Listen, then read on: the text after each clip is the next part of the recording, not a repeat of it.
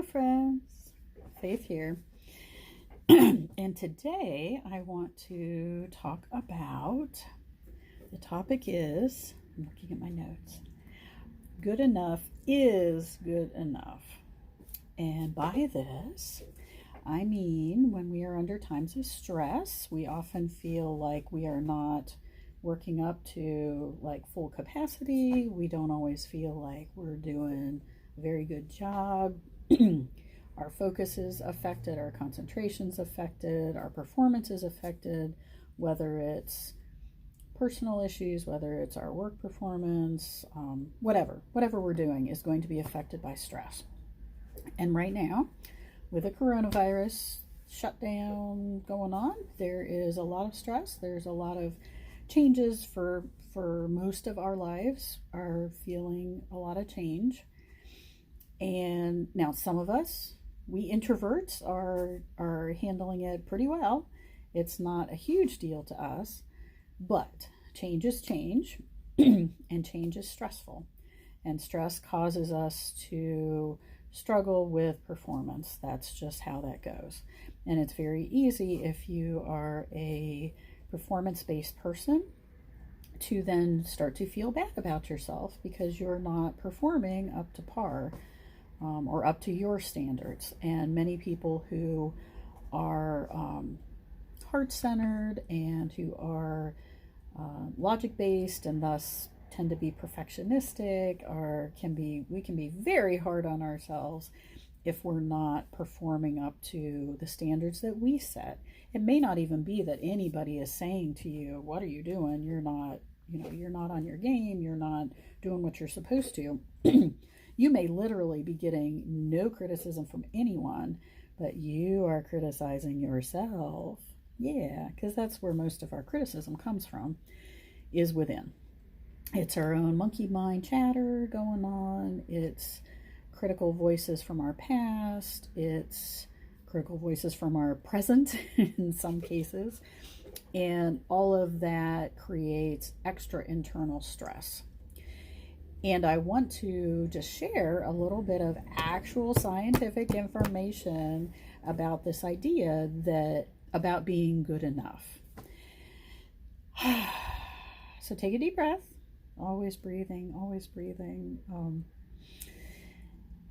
They have done research with children, with infants and small children in attachment, and trying to figure out what is good enough parenting, what is good enough mothering. In most of these studies, they are looking at mothers with infants, mothers and babies. I don't know if they've studied fathers with babies and small children, but the same theory, the same principles apply, whether you're male or female taking care of kids. The idea is a good enough parent. So the thought is, and many of us, and those of us who are parents or those of us who take care of others, we often feel like, oh my gosh, I have to be on all the time. I have to, be 100% sensitive and 100% responsive to, my child or to my friend or to my colleague or to my client, to my patient, to my customer. Whoever. Like, I need to always be like 100% there. And if there's ever a time that I'm not 100% there, then, I'm going to do damage.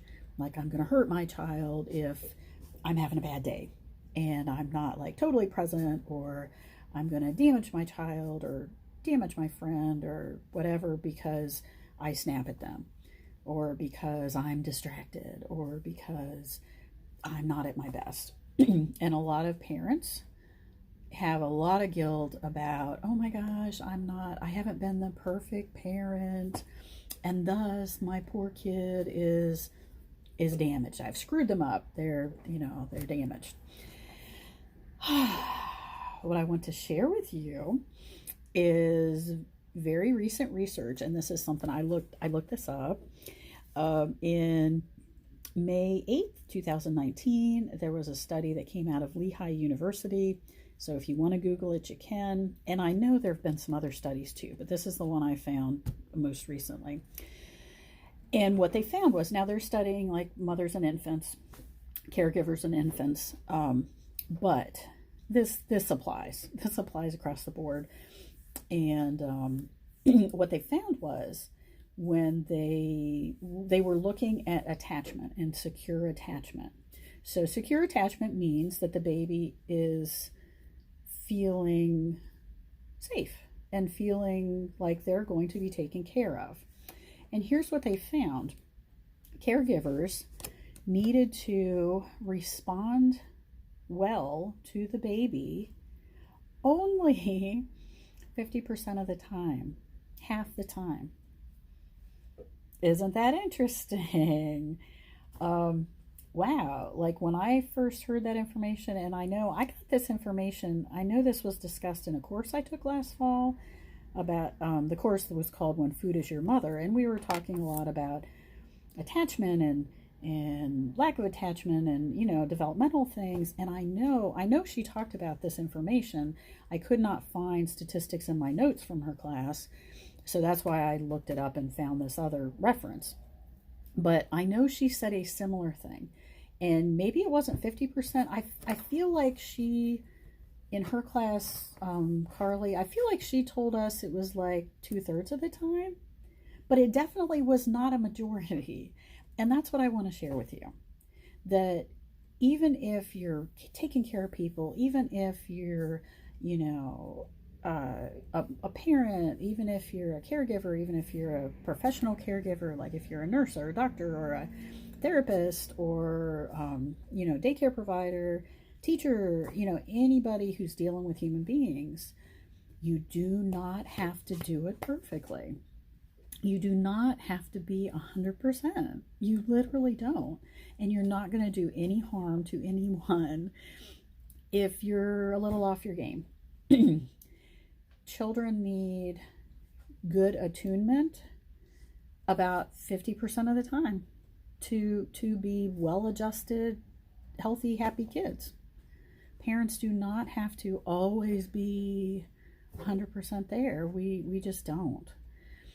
So hear that as hopefully that feels like a great relief off of you. I know last fall when I heard that, I was like, oh my gosh, that's great.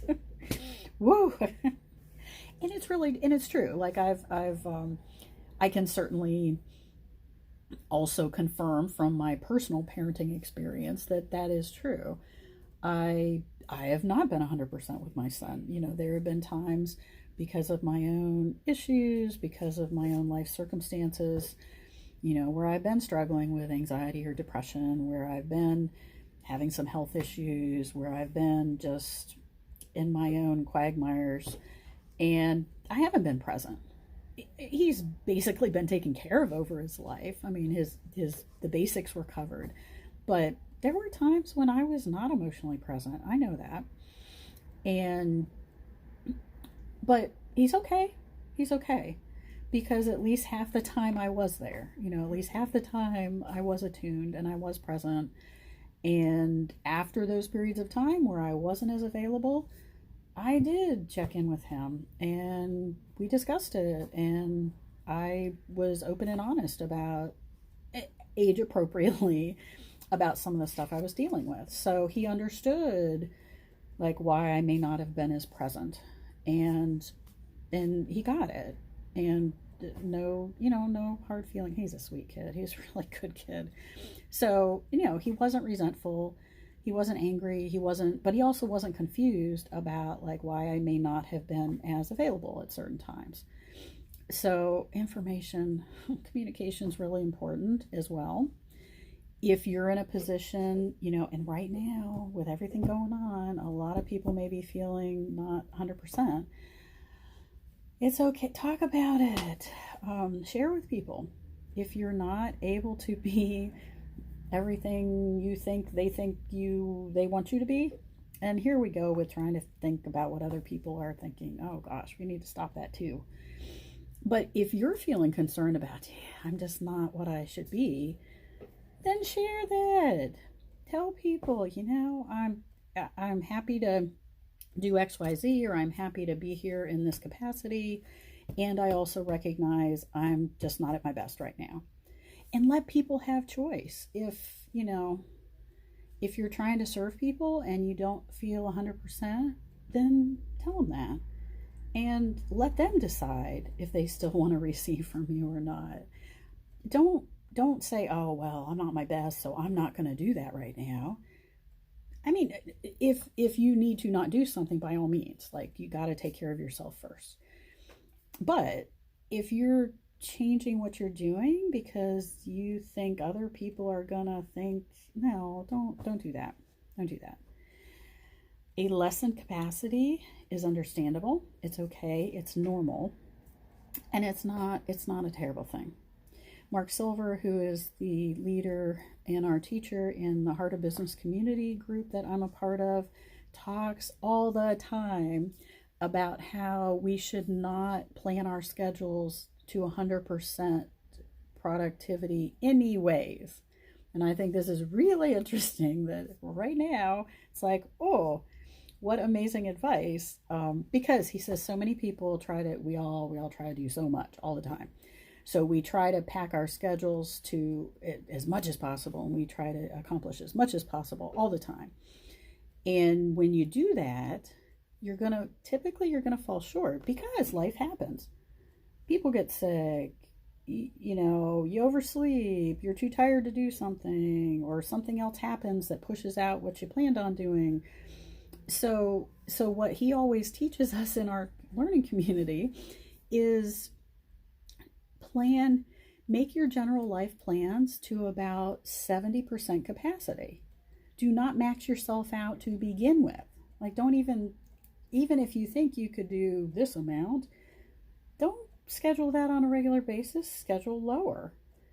And as a bit of a workaholic, I've been hearing him saying this. I've been in that Heart of Business learning community for over a year now, and he would say that, and I'd be like, I'm gonna do all this other stuff.